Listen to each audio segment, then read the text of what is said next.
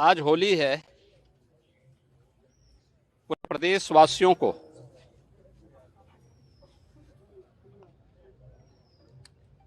उत्साह और उमंग के इस पावन पर्व की, समरसता के इस पावन पर्व की मैं हृदय से बधाई देता हूं। हजारों वर्षों की इस विरासत को संरक्षित करके भारत की ऋषि परंपरा ने, पूर्वजों ने जिस थाती को सौंपा है, उसको वर्तमान पीढ़ी उसी उमंग और उत्साह के साथ आगे बढ़ा रही है। आज पूरे प्रदेश में हर तबके का व्यक्ति, वह क्या बुजुर्ग है, क्या युवा है, क्या महिला है, क्या पुरुष है, हर सनातनी इस पावन पर्व के साथ जुड़ करके आनंद की अनुभूति भी कर रहा है।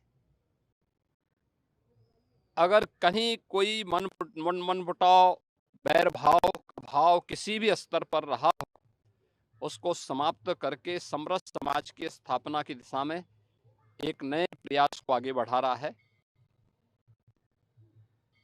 वास्तव में उत्सव का यह पर्व,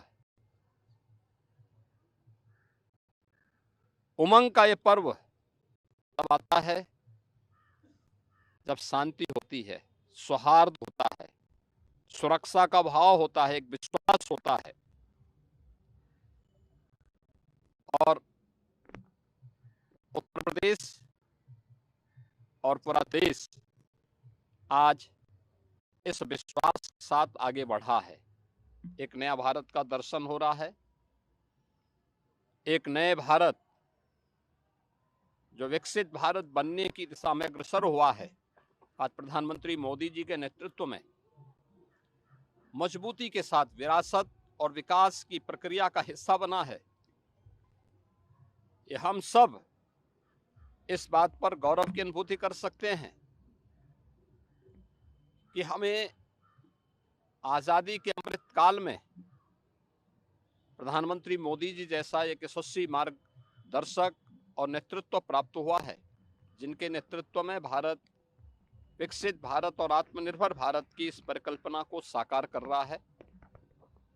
उत्साह और उमंग के साथ ये पर्व और त्योहार आज आनंद के साथ आगे मनाए जा रहे हैं। हम सभी मिलकर के समरसता के इस पावन पर्व को इसी उमंग और उत्साह के साथ अनंत काल तक आने वाली पीढ़ियां इस पर्व और त्योहार को ऐसे ही आयोजित करती रहे, मैं इसकी बधाई देता हूं। होलिका दहन के सभी कार्यक्रम सकुशल संपन्न हुए। उत्तर प्रदेश में 1,61,000 से अधिक स्थानों पर होलिका दहन के कार्यक्रम संपन्न हुए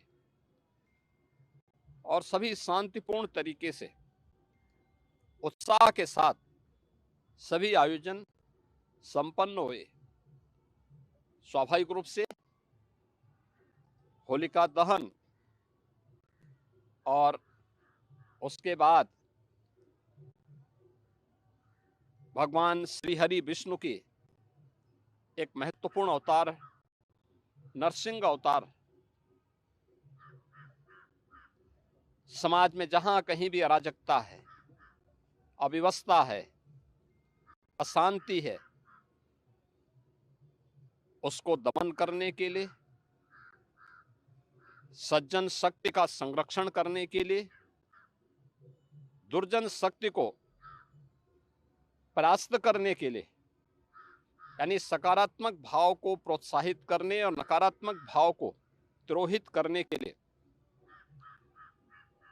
ईश्वरीय अवतार एक नई प्रेरणा प्रदान करता है। हर कालखंड में यह अवतार किसी न किसी रूप में हम सब के सामने होते हैं, बशर्ते उनके अनुरूप हम सब भी प्रहलाद के रूप में,